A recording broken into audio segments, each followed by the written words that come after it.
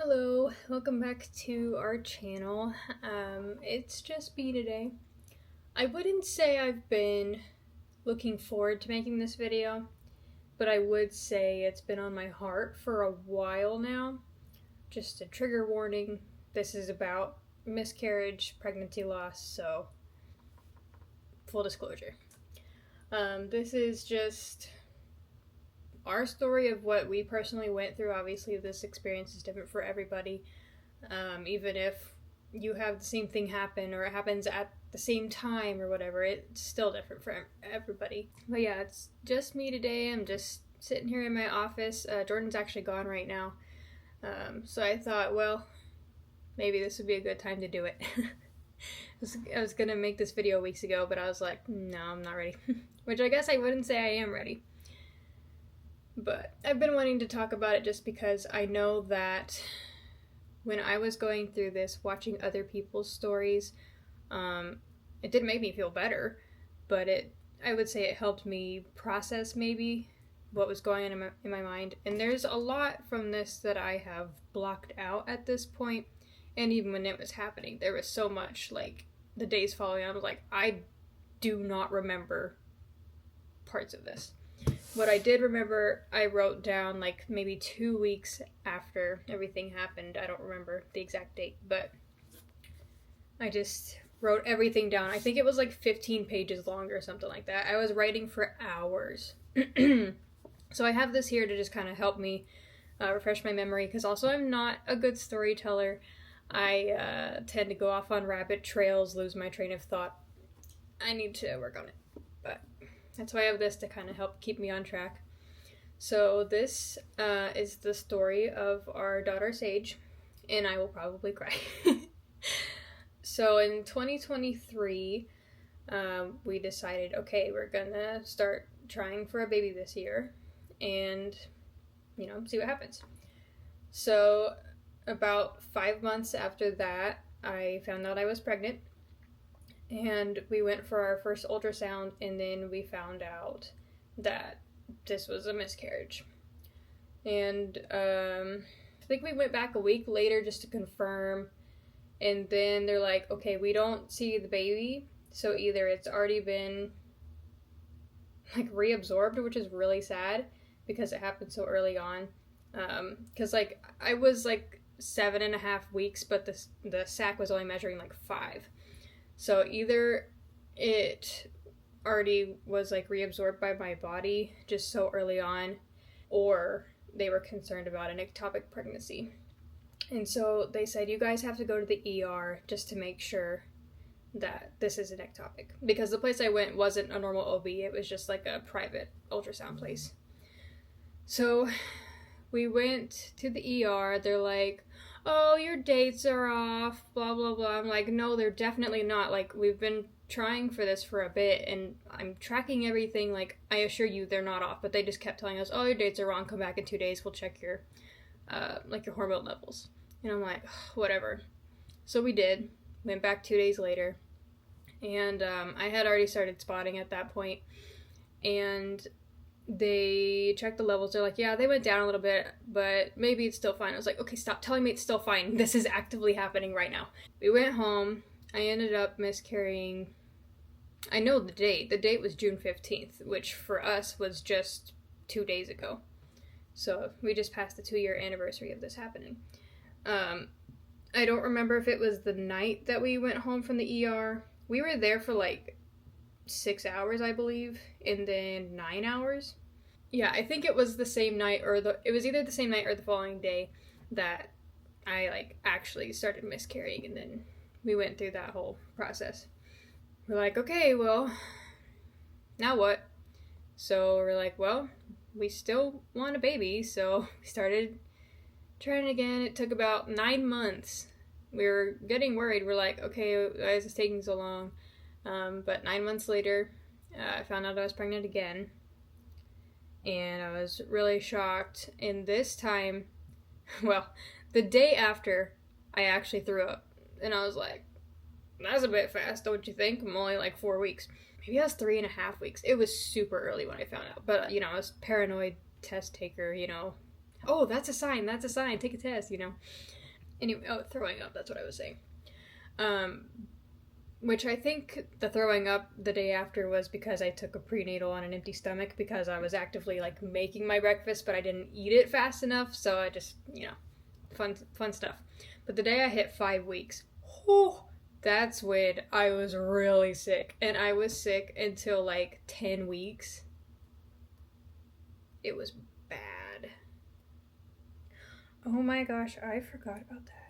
See, this is why I have my notebook. Oh, I was actually just looking to see when I injured my back, but this reminds me, we had our 8-week ultrasound, which was the first one. We were like, oh boy, is it going to be like the same thing as last time? Which I didn't think it would be because my symptoms were so different, and I was like throwing up, and I'm like, okay, I know, even though this is like terrible, I know that this is a good sign for like a healthy baby, We went to our ultrasound. It was great. They're like, wow, they don't usually wiggle around this much, because that thing was just wiggling around in there, and it was really cute. We got to hear the heartbeat, take the pictures.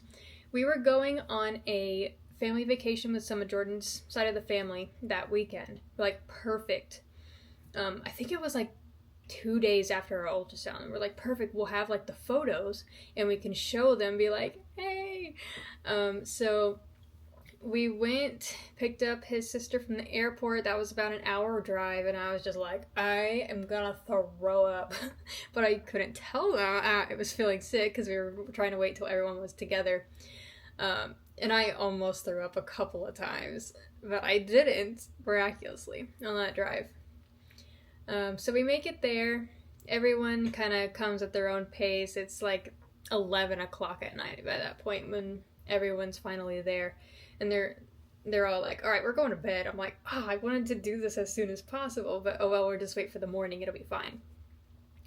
The next morning, I went to take a shower, and I was in the shower, and I just happened to look down, and I was like, there's red? I was like, oh, I must have, like, cut myself or something. I was like, oh, where am I bleeding? So I was, like, trying to find it, and then I, like, felt it. I'm like, no, not again. And so I called Jordan in there, and we just broke down, just sobbing for, like, I don't even know how long. But at that point, I was, TMI. But I was sitting on the toilet, and it was just gushing, just pouring out.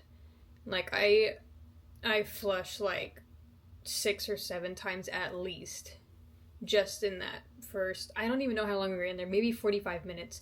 And, of course, it was a Saturday, and my doctor's office is closed on Saturdays. I'm like, of course this happens when they're not open. So I tried to call my doctor to be like, yo, I think I'm miscarrying again. What do I do? We're, like, 2 hours away from home or whatever, in the middle of nowhere, in the woods. So I ended up getting in touch with the on-call. They called me back, and they're like, hey, what's going on? So I told them, I'm like, hey, this is happening. And they're just like, I'm sorry, I can't really hear you, you're breaking up. Like, I'm like, yeah, I know, I don't have good reception here, we're in the middle of the woods. They're like, well, if you think you're bleeding that much, then you should go to the ER. I'm like, oh, I really don't want another ER bill. And I'm like, I would almost prefer, if this is a miscarriage, to just do it at home. So I'm like, okay, I want to go home. And so we hung out just kind of to see what would happen. Like, okay, this is what I'm talking about where I forget things. Eventually, it kind of slowed down. So we pull ourselves together a little bit after just being absolutely devastated, because we just saw this baby, like, wiggling around, being totally fine 2 days before. And we're like, and now we're losing it? We went downstairs to where I think everyone was outside except for Jordan's stepmom and stepbrother. They were talking, and they're like, good morning. I'm like, it's not a good morning. And then I just immediately just broke down, and she's like, I don't know what's going on, but, like, just hugged me. And she's like, you know what? And I'm like, I think I'm miscarrying. She's like, no, I was afraid you were gonna say that. I was like, we were so excited to tell you guys that we were pregnant again. So she went and got Jordan's dad, and they came in there. Man, I'm gonna cry. Even though I know what happens after this. Like, was okay, but I'm still gonna cry. But they were just really sad for us, and then they started like praying for the baby and praying for me, and then we had to go like tell our siblings like, hey, here's what's going on. So we just kind of neither time we've been pregnant we told our families in the way we wanted to. It's always been, oh, we were going to tell you this happy news, but it's ending. So we ended up going home from that vacation early because we're like, well, I want to go home. Like, if this is going to happen, I want it to happen at my own house, not in some random Airbnb in the middle of the woods. So we went home. We actually stopped by my parents' house because they were watching our dog. Were they watching our dog? I don't remember. It doesn't matter.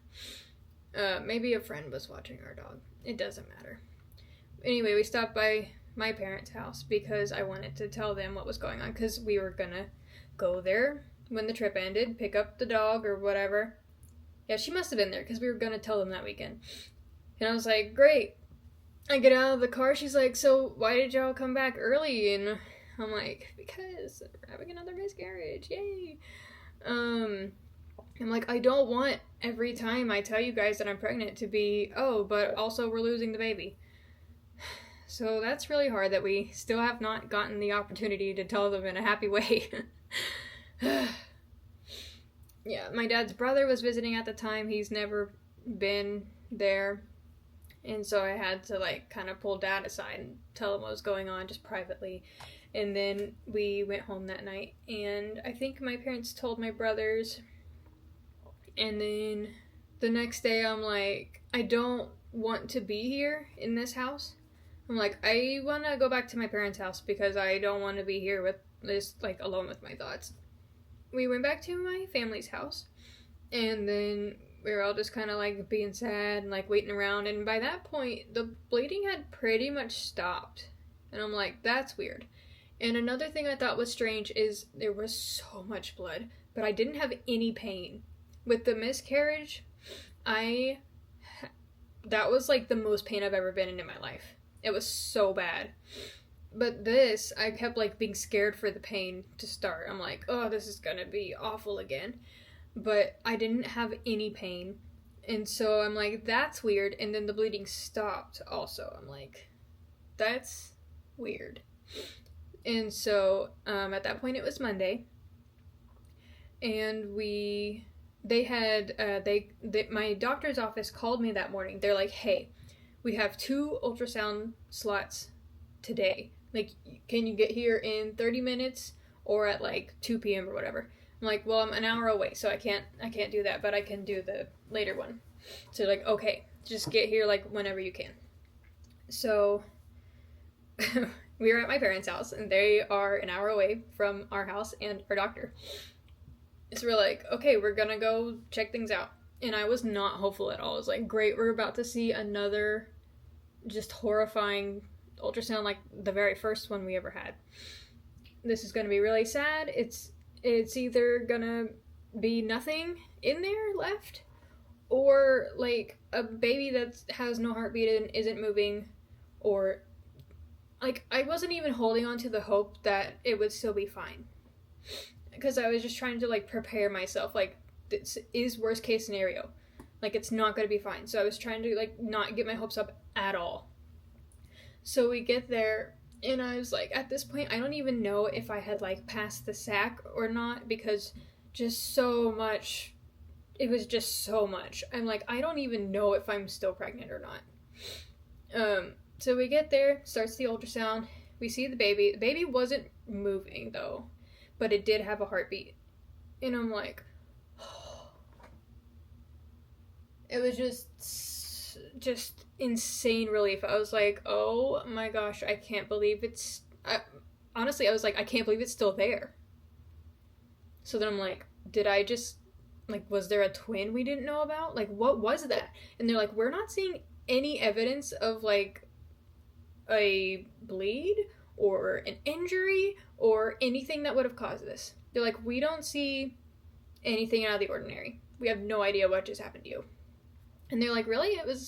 You're saying it was a lot? I was like, yes, it was so much. It was hours and hours and hours.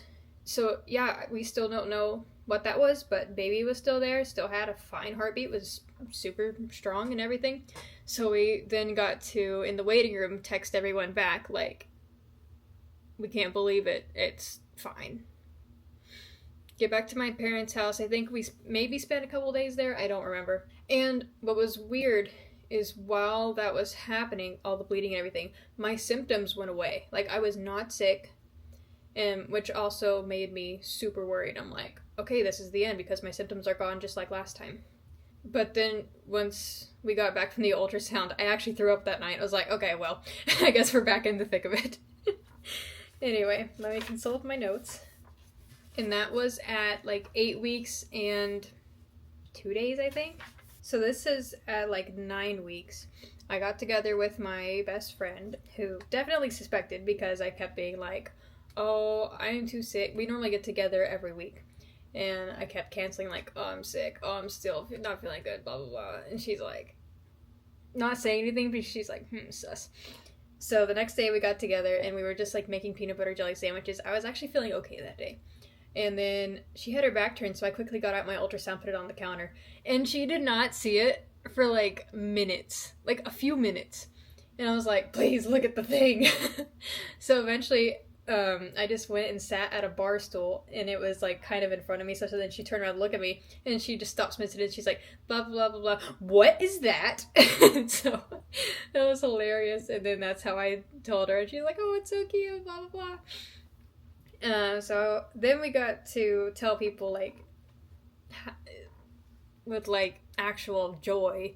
We got to tell, like, our young married group at church, we're like, yay, we're finally pregnant. They're like, yay. And one of them was like, me too. I was like, wow. She was only 2 weeks behind me, actually. So I was 10 weeks at that point, and she was 8 weeks. Let's see. At 10 weeks, I had been throwing up so much, just the whole, like, for over a month at that point. And at one point I was like on my knees throwing up, and I like pulled my back and I felt it, just like a nerve, just like ugh, and I could not get back up or move. So I just had to like call Jordan in there, and I had to like crawl back to bed. And at that point, when you're pregnant, you're either throwing up or you have to go pee all the time, which meant I had to go back and forth to the bathroom and the bed so often, but my back was not allowing me to move without excruciating pain. That is the most pain I have ever been in. I could not move. It was horrible. That lasted for like at least a week. Like we moved our mattress to right outside the bathroom door, because we have a bathroom in our room. So we had the mattress just like right there, so that I had like such a short distance to go, but it would still take me half an hour to get in there because I couldn't sit up or roll over on my own. And so my mom actually came to help because she has experience with my grandpa who only had like one leg. He was bedbound. He like experienced with like, you know, how to maneuver people. So she came to kind of help with that because I had to literally be like hoisted up and then like stand up, which sometimes I would stand up and then the pressure on my spine would just cause me to just collapse into the floor. Oh, it was awful. Eventually it got better, and of course I was pregnant, couldn't take pain meds. Mostly all I could do was some heat, but not too hot on my back. And ever since then, occasionally it will flare up again and I won't be able to walk straight for about 3 days. That's happened a couple times since then. Fun things. After that, I was sick for a couple more weeks. It finally started getting better, and I could go back to work because I had to keep calling in sick. At one point, I think I was 15 weeks, and I don't know if it was pregnancy sick or if I got like food poisoning or what, but I could not keep anything down for a week. Like, I couldn't even have water or Gatorade. Like, nothing I could keep down until like the third day I could finally keep down like popsicles, and that was it. Like, still not water, just popsicles. So I was only eating popsicles and like a couple frozen grapes a day, and that's all I could keep down. And even then, sometimes iffy. So I didn't eat for a week. My weight got down to 104. I was almost under 100 pounds, and I'm like, this is not good. This is not safe for the baby. Like, help. We were concerned that I was gonna have to go in and like get an IV for fluid because I couldn't keep anything down. Eventually got better. I could finally eat again. Yay. And we were good for like the next 2-ish weeks. We had our 16-week appointment. They did like blood work. Everything was fine. We didn't get an ultrasound. We only had like heartbeat. We only got ultrasounds at 8 weeks, and then when we went back to check on baby at 9 weeks. So our next one was going to be at 20 weeks. So at 16 weeks, I was finally feeling good enough that we could take like announcement photos with one of my friends who's a photographer. So we were doing like announcement / gender reveal photos because we already knew at that point that it was a girl. I was so excited. Jordan was so excited. He really wanted a girl, and so did I. Obviously it would have been fine either way, but we both really wanted a girl first. Yeah, we had our families like guess, and the ones that we couldn't tell in person, we had them like send in videos of their guesses. You can see all that in our memorial video that we posted last December. That video is kind of like some vlog clips because we were vlogging at that point when I was feeling well enough to. So we're like, oh, we're gonna have like our announcement videos, and then we'll release all these vlogs of like what we've been doing in the meantime, like picking out clothes and emptying out the guest room to be a nursery, just all these things that we had been videoing. Anyway, we took our announcement photos with our friend and gender reveal photos. And then people would like, we were at a public park and people would walk by. They're like, oh, congratulations. They're like, oh, that's so cute, or that's so fun. Okay, so I turned 17 weeks on a Tuesday. I was 17 weeks pregnant. Feeling great. I was even like showing, like someone at a piano recital came up and was like, oh, congratulations. Because we still hadn't publicly announced on like Facebook or anything yet. But like, you could tell. She was starting to stick out a little bit. So yeah, I turned 17 weeks on a Tuesday. And then the next day, everything was fine. Day after that, everything was fine. That was when we finally got back to some of, like, Jordan's, one of his sisters and mom were like, you're right or you're wrong, it's a girl. Like, we told them that day. That night, we were staying at my parents' house, but they were out of town. And that night, the same night where we just told his family it was a girl, my water broke. And I was like, I just stood there. I was like, no way that my water just broke. Like, surely I peed or something.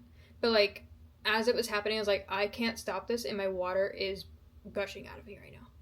Like, if it was pee, you could try to like stop it. But I was like, no way my water just broke. And I just kept saying that. I was like, no way. No way. When I graduated high school, I thought I wanted to be a doula. So I took doula classes, and I didn't get fully certified. That was just because I didn't complete some of the things you need to complete in order to be certified. But I did take the classes. So I have a lot of knowledge around pregnancy and birth. And so I knew about COAT, like color, odor, amount, time for when your water breaks. And I'm like, okay, this is odorless. This is clear. There is so much of it. And then here's the time. Like, I wrote it down. I'm like, this is definitely not pee. This is definitely my water. And so we're like, I don't feel any pain. We need to, and I was thinking like super logically. I'm like, okay, we need to eat dinner so that we're not hungry, because if we go to the ER, we're going to be there for hours. So we ate dinner. And then I packed like some snacks. And then I'm like, okay, we're going to go to the ER because of course it's a weekend. My doctor's office is closed again. Every time something happens, it's a weekend and they're closed. We went to a local hospital, which I will never go to again. And they're like, okay, we'll get you checked out. And it was a very rundown, janky hospital. I will not be going there again. Like, they were trying to check things. They're like, oh, we need more batteries. And then they changed the batteries in the machine. They're like, okay, yeah, this is fine. And then, like, whatever. So she did find, like, faintly a heartbeat. She's like, oh yeah, I hear a heartbeat, but I didn't hear anything. I'm like, all I hear is and then they sent me, like, they did some blood work, and I believe they tested the fluid but I could be misremembering that. They sent me for an ultrasound. So they did that, just an abdominal ultrasound, and I'm like, I thought about it when we got back to, like, the triage room. I was like, wait, I couldn't clearly see, like, the baby. And you can see that because of the fluid providing the black background, you know, against, like, the outline of the baby's face. And I was like, wait, I couldn't see the baby. All I saw was, like, random blobs. I'm like, so I think my water's definitely just totally gone. Because also they're like, maybe it's just a leak, you know? I'm like, but there's so much, there's no way that was a leak. But that was obviously best case scenario. Best case scenario, there's a small hole, maybe it'll repair itself. It was just a leak, you know? Worst case scenario, it fully broke and we're gonna lose this baby that we already grieved once, but then it was fine. And now we're almost halfway. And I'm like, it'll be fine. It'll just be fine. This time I was in denial. I was like, no, it'll be fine. We get back to the little room, and I remember specifically what was weird about these rooms. You know how sometimes, like, triage has, like, I don't know, curtains or whatever. This one, it had doors and, like, a bathroom in there, but the walls didn't go all the way up, so it went up most of the way, and then there was, like, a gap between that and the ceiling, so you can kind of hear the people next to you, like, laughing and joking or watching TikToks or whatever. You can kind of hear them. Oh, okay. So, consulting my notes, I'm actually a little bit wrong. So, they did the ultrasound, and then they were going to do a swab to check for, just to make sure it was amniotic fluid. So, they're going to do it, it's basically a pap smear. So, he has the speculum, and I'm laying there, and he's like, okay, we're gonna take the swab, you know? So, they've got this long Q-tip.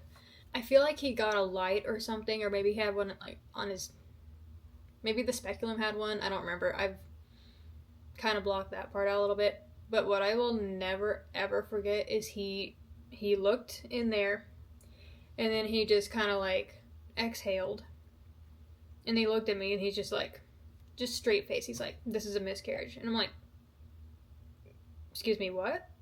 Like, I think I actually said that. And I'm like, and then he said it again, he's like, this is a miscarriage. And I'm like, are you sure? Like, how can you tell? And he's like, I can see the foot. And that just killed me. Like, just everything drained out of me. I went completely numb, and I just started hysterically crying, like, loud. I could not control it. And I could hear the people on both sides of me that have been, like, laughing and joking. They just went totally silent. And I know they were just hearing me just sobbing. I think that's the part that replays in my head the most, is just him looking at me and saying, I can see the foot. And I just kept saying, no, not again, not again.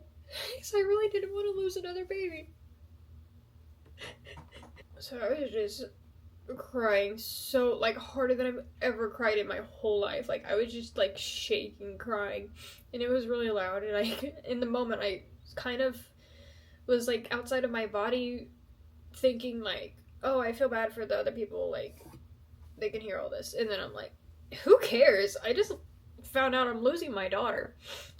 So I just kept saying, like, no, not again. And, like, we were both just crying, and then we had to let our families know. We're like, hey, Miranda's water broke, and we're probably losing the baby. And so my parents actually drove back, I think early the next morning. And, but that's jumping ahead. So the doctor eventually came back after they gave us some time, and they're like, hey, I know we're not your regular hospital, so, like, what's your regular doctor's name, and we can call them and let them know that you'll be coming in, and we'll have, like, an ambulance ready to take you. I'm like, can we please drive ourselves? Because, again, I just, like, disassociated, I guess, and I was just being, like, too practical. I'm like, I don't want to pay an ambulance bill. Those things are insane. So I'm like, I would rather drive myself. Well, like, Jordan can drive me, you know, but, so they actually let us go home that night. They said you can go in the morning, but don't wait too long because you can get, like, an infection and die, basically. And I'm like, at this point, I don't care. The worst thing ever is happening to me, so I do not care. But, so we actually went back to my parents' house, packed up all our stuff, drove the hour back to our house. I think we got there at we went to bed at like 2 or 3 in the morning. The next morning, I had to call my doctor and let them know. So I did. And then they're like, okay, you can come. Like, go ahead and come right now. So we did. And then they checked us in to triage. And also, I was so nervous walking because I'm like, he said her foot was sticking out. I'm like, I don't want to hurt her. And I couldn't feel it. Like, it felt kind of weird, but I couldn't really feel it. Anyway, we got checked in, and they're like, by the way, this is not your fault. Like, sometimes this just happens. Like, you didn't do anything to cause this, all this other stuff. And we're like, yeah, thanks, but that's still the worst thing ever. And at that point, I was just kind of numb. I was like, not whatever, but like, just not processing at all. So we got a room, and it was so sad to get wheeled in to the labor and delivery unit, just knowing like the people around me were having healthy babies that they were like so excited for, and they were getting to have that, and then here we are to lose ours. And then you just go in there, and obviously it's labor and delivery, they've got like the baby bed all set up, and I'm like, oh, we're not gonna get to have that. So my parents came early that morning to the hospital. They brought us some breakfast. Oh man, I'll never forget Dad crying, because Dad doesn't cry.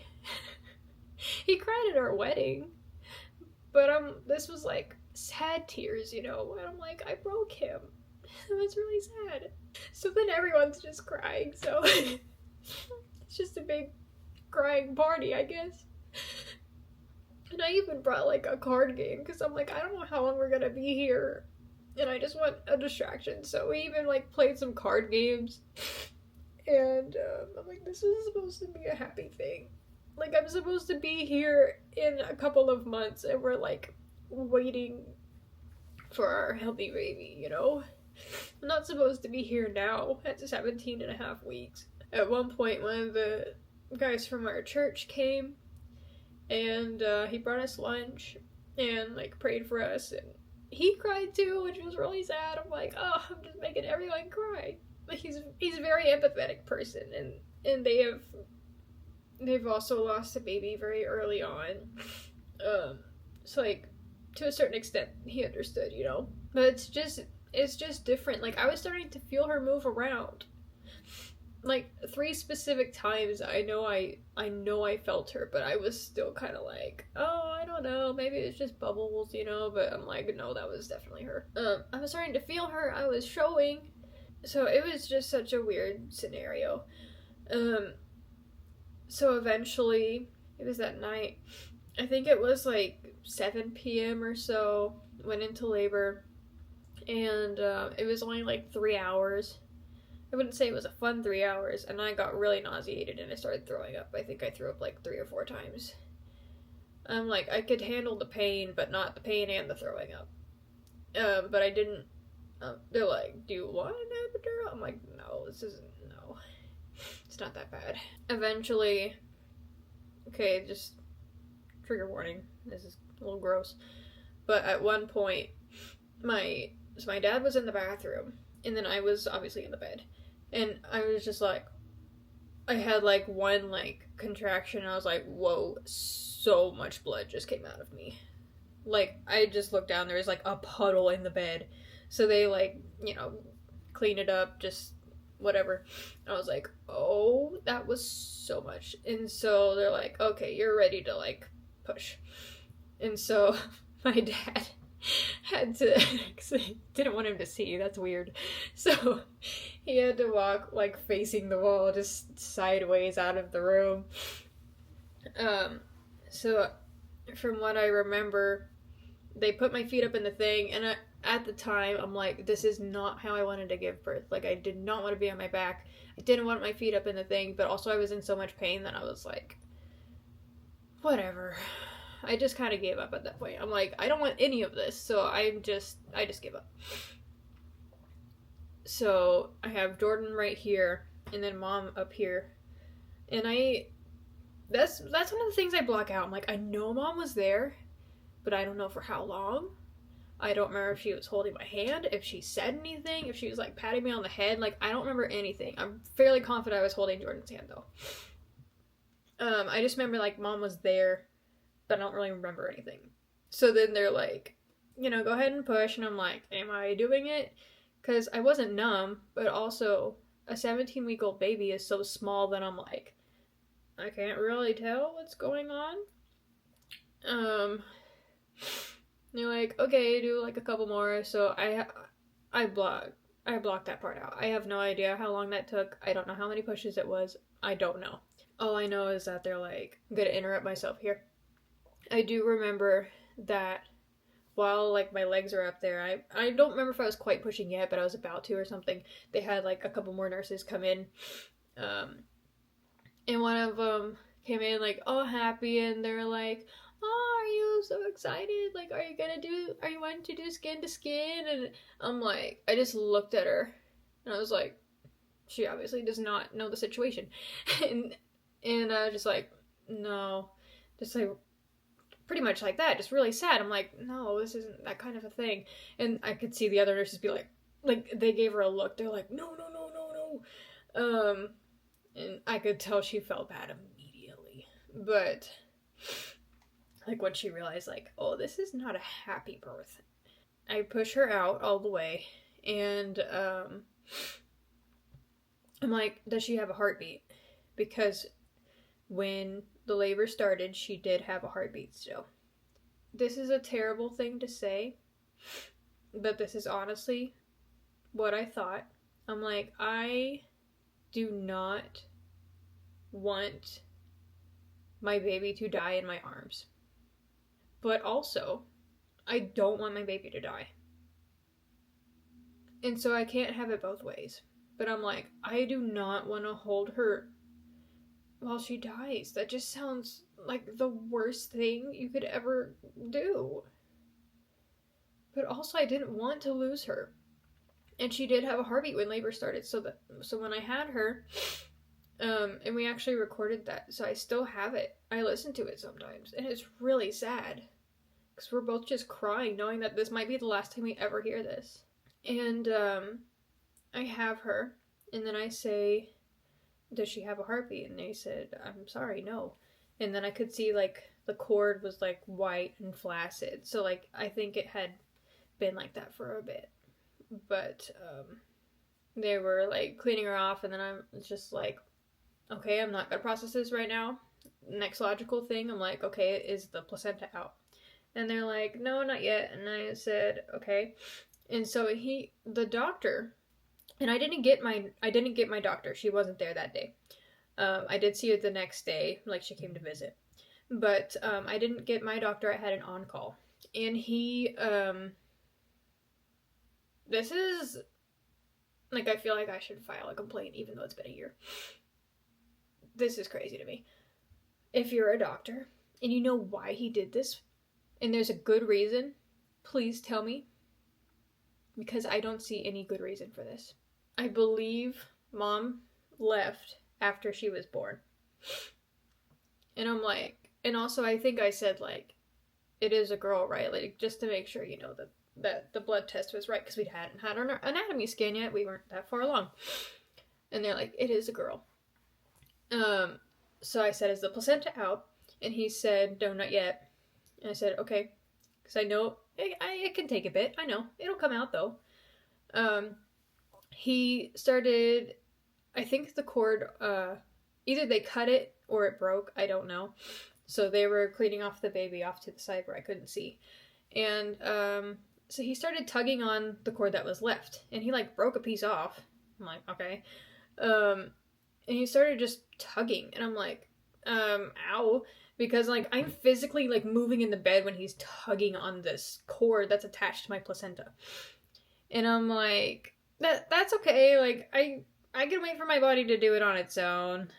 He's like, well, thanks for your patience, but I'm just gonna get it. Or I'm like, ow, ow, ow. I'm like, no, it's okay. Like, I don't mind waiting. And he's like, well, thanks for your patience. It'll probably take like 10 minutes, And I'm still having contractions because, ow, birth. He got a speculum, and he was using that to just, I don't know what he was doing, but he just kept yanking on the cord, and I kept saying, ow, like, please stop. And he wasn't. He's like, not even addressing me. He's just like, does she have epidural? I'm like, nope, just me. Like, I said that out loud. And I'm like, hello, I'm right here. You can ask me. I looked at Jordan's watch both times. So the first time was when she was born. I looked to see what time it was, and it was 10:02 p.m., June 28th. So her birthday is June 28th. She was born at 10:02 p.m.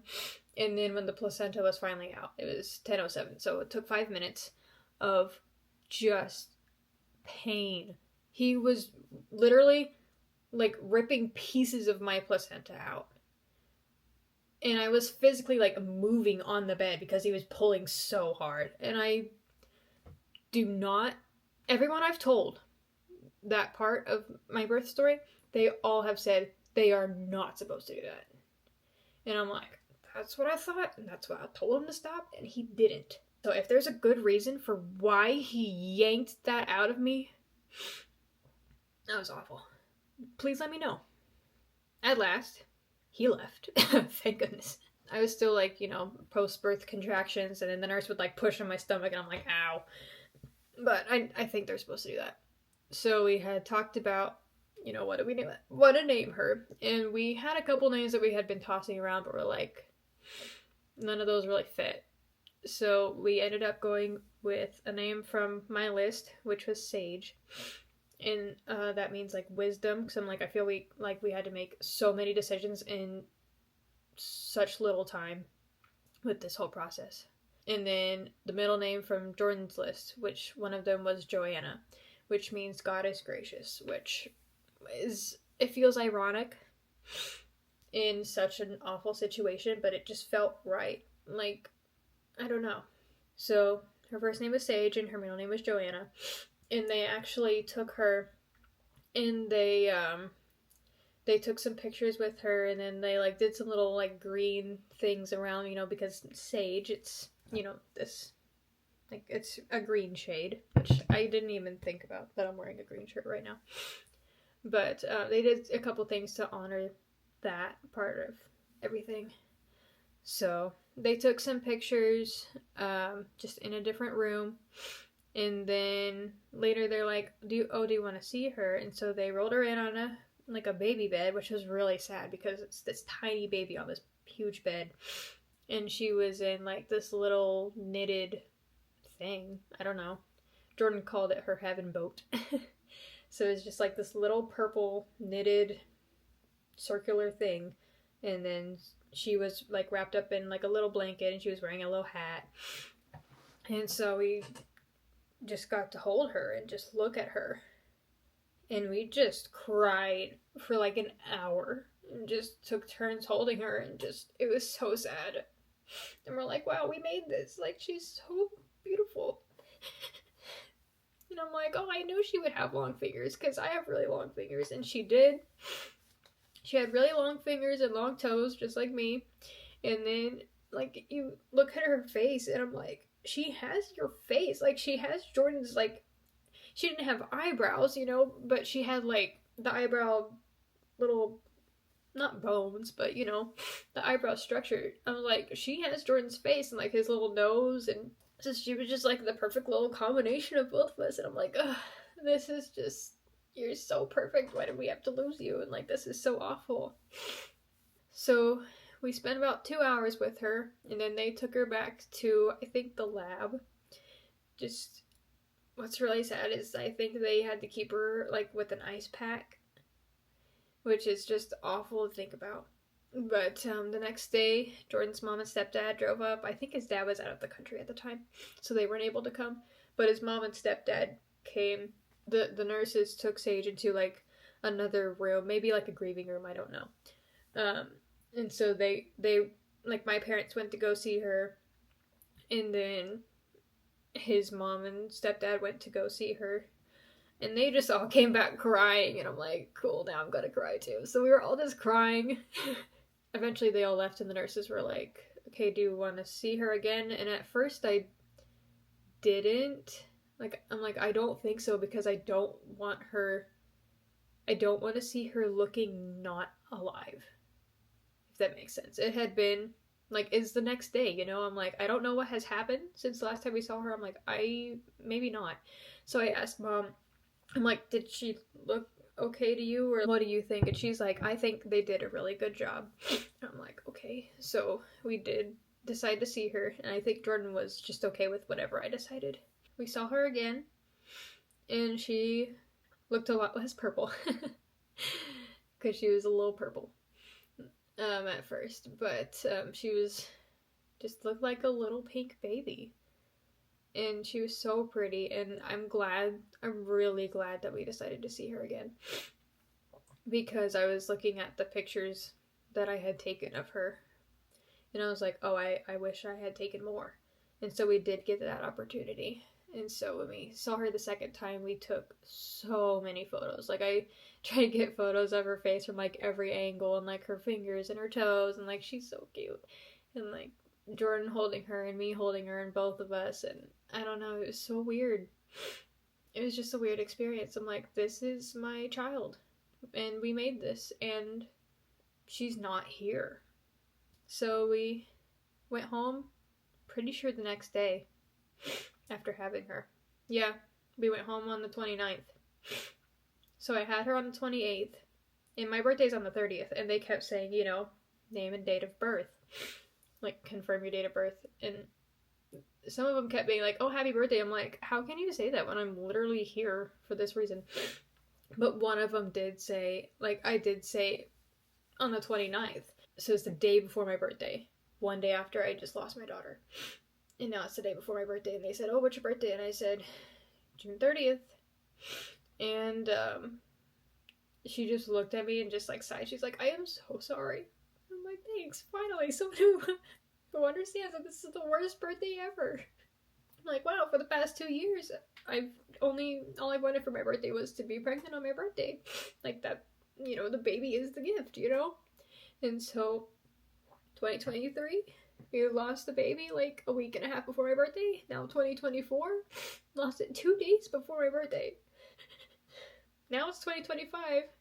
My birthday is in like a week. Spoiler alert, not pregnant, so that's not gonna happen this year either. 3 years in a row. But, whatever. Anyway, they sent us home, and they gave us some things. Like, we got her little hat that she had, and like a little owl blanket that they had wrapped her up in, and they took like her handprints and footprints and did them in like a air dry clay thing, and so we have that displayed in our hallway. I'm sure you've seen it in the background of our videos. I eventually had to put the little footprint thing in a shadow box so I'd stop touching it, because I kept touching it and I was worried that I was gonna like sand it down and ruin it. I would just touch it so much. It's like, these are her handprints and her feet prints. Oh, they're so cute and tiny. Yeah, at some point, I mean, we went home, had, you know, the worst birthday ever. We all just sat on the couch, and my family came over and were like, happy birthday to me, I guess. It's the worst day of my life. Eventually, at some point, Jordan's dad and stepmom came to visit, and so they obviously didn't get to see her in person, but we showed them all the pictures, and they were just crying, and I'm like, this is terrible. I don't want to watch them cry, and I don't want to make them cry. I don't like being responsible for that. And I kept trying to tell myself I'm not responsible for what happened, but sometimes I'm like, oh, but maybe I should have done this. What if I did this? You know, maybe I could have prevented it with this. But I mean, ultimately it's in God's hands. It's not in my hands. But I'm like, but what if there was also something I could have done? So those are just the thoughts that I struggled with that night. And we would both, Jordan and I would just both cry like every night for weeks. Like, I would just wake up at like 3 a.m. and then just start like shaking the bed because of how hard I'm crying. Then I would wake him up and he'd be like, I'm sorry. And then, I don't know, it was awful. It was a really, really hard time. So, it wasn't even over yet, because there's still recovery. Like, I just gave birth. What was really sad was getting dressed, like 2 days afterwards. I'm like, these pants did not fit me yesterday, and now I can wear them again. I didn't think I would ever cry from just putting on pants. But I'm like, these are not supposed to fit me right now. They're supposed to be a whole child, like preventing these from fitting. So a week and a half later, we ended up going back to the ER. I won't really go into it that much because it is a little gross, but let's just say I thought something like bad was happening, and I was like freaking out. And we get to the ER, and I'm like, I was 17 weeks pregnant. I had a baby like this many days ago, and here's what's happening. And they're like, okay. They examine me, and they find out that there's still like pieces of placenta still stuck in me. I'm like, oh, maybe because the doctor yanked it out of me and didn't make sure he got all of it, and he broke it into pieces. So they had to like, oh man, just remembering the pain of this, which I guess it wasn't too bad, but it was not pleasant. So I'm just laying there on a table, and they have a speculum, and they go in and they start scraping, and so much came out of me. And this was in triage, so there was just a curtain. And at one point, they're like, oh, we don't have something that we need. So the doctor's just sitting there holding the speculum. He's like, I am so sorry. Do you want me to take this out? I'm like, no, because I don't want to feel you put it back in. And then he sat like that for like 2 minutes while we waited for the nurse to come back with whatever they needed. He's like, he just kept apologizing. Like, he was being really respectful. He was just looking away, just holding it. And he's like, I am so sorry, and I'm so sorry you're having to go through this. And I'm sorry that you're back here. I'm like, thanks, me too. So anyway, they're like, okay, we think that there was a lot of placenta still left. Hopefully we got it all, you know? So I'm like, cool. We went back home, and it had been like over a month at this point, and I still wasn't fully recovered, which also I guess I'll throw in there at some point. I don't remember how many days after this was, but my milk did come in, which was really heartbreaking. I'm like, I am making food to feed a baby that is not here. And they gave me lots of instructions like, don't do this, don't do this, don't do this. You can do this if it hurts too much. So I just had to just like wait for my body to be like, oh, okay, and then just like make it go away, which was really sad and painful. Eventually, about a month had passed, and I called my doctor. I'm like, shouldn't I be like recovered by now? Like, I wasn't even full term. Like, my last miscarriage, 2 weeks later, I was back to normal. It had been like a month and a half at this point. And she's like, yeah, well, maybe you'll need to have surgery. I'm like, I don't want to do that. So is there another option? She's like, well, you can try this medication. And I'm like, okay. So I took the medication, and it made me throw up. So, like, it basically caused me to have more contractions to try to get everything out. Because she's like, this is probably only happening if something's still there. So, I took the medication. Let's just say I thought it worked. And they had done an ultrasound before she gave it to me. She's like, okay, so, like, here's how thick your uterine lining is. It needs to be, like, this thick. Which means there's still, like, so much in there. So, I take the medication. So much happened that I went back like the next week or whenever it was, I don't remember. And I'm like confident. I'm like, okay, that surely got it right. And she's like, oh, it barely did anything. I'm like, are you kidding me? Like, how much is in there? If that barely did anything, that's shocking. We did give it a shot, and my body wasn't doing it on its own, so we did end up having to schedule a D&C. And at this point, it had been 2 months. Almost to the day. Yeah, it was 1 day before the 2-month mark when I had this surgery. So, if you have seen the surgery video, that's what that was for. And they found, big surprise, a lot of retained placenta. And I just wonder if all of that could have been prevented, the D&C and us having to go back to the ER a week and a half afterward. I wonder if both of those could have been prevented if the doctor had just listened to me and not just tried to like manhandle my placenta out of me. I mean, obviously I don't know. And that's why I'm wondering if I don't even know if I can file a complaint at this point, when it's been a year. But that's just why I'm wondering if maybe I should file a complaint. Like, I wonder if all of that could have been prevented if he had not done that. Anyway, I had that procedure, and after that, it stopped like a day later. I'm like, okay, so all of this was really just for that retained placenta. So I was like, finally back to normal. And guess what? The day after our procedure was our anniversary.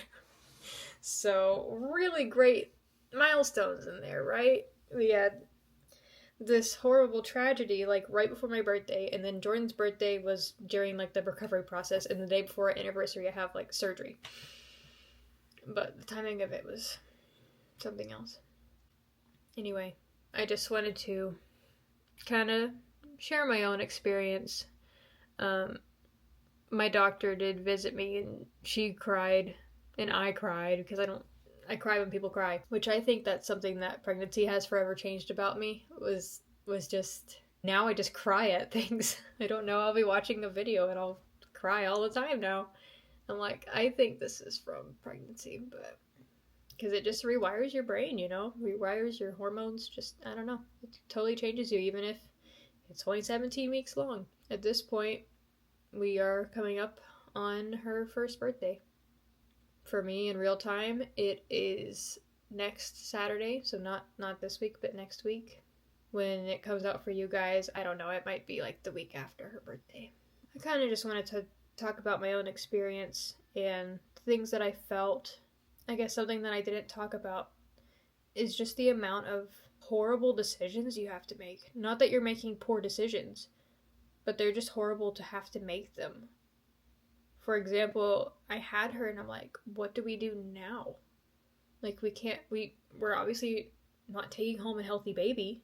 Does she stay here in the hospital? Like, do we bury her? Do we have a funeral? Like, what do we do? So, just awful conversations like that. I don't know. How do we honor her? We ended up cremating her. I didn't do the ins and outs of this. I think Jordan talked to my dad, and then my dad actually handled this. From what I remember, the chaplain's the one who kind of gave us some options, and he said that there is a place that has a service where they will do, not for free, but not for so much money, they will do cremations for like babies and infants, just as like a gift, because no one should have to go through that. No one should, no one ever wants to go through death and burial and any of that, but especially when it comes to babies. So I believe we went with that option, and we had her cremated, which I really struggled with, especially when I knew like the day it was going to happen. I was just sobbing up, heart-wrenching. I'm like, I know we chose this option, but I cannot stand to think of my baby in that situation. And it was really sad. My parents ended up going and picking her up, I guess, her ashes. And just to see that it was in like a little white container, and then just to open that up and see like this tiny little bag was just awful. I'm like, how is this my child that I'm holding right now? Yeah, I ended up sending some of the ashes to a company that makes memorial jewelry. It's called Tree of Hope Creations. I found them on Instagram years ago, not knowing I would ever want or need their services. But I ended up having them make a ring and a necklace with some of her ashes. And I have worn it a couple times. I think I wore it on Mother's Day and like at Thanksgiving and stuff. Just really awful things that you don't think about. Like, I hadn't considered, okay, what about when this is all over? What do we do then? Until it was happening. I'm like, okay, well, what do we do now? Like, what are the next steps? I don't know. I feel like that really aged me. Like, I have gray hairs now. I have life experience that I wish I didn't have. Something that was hard was the people that I was pregnant with at the same time is they had their babies. I see their babies.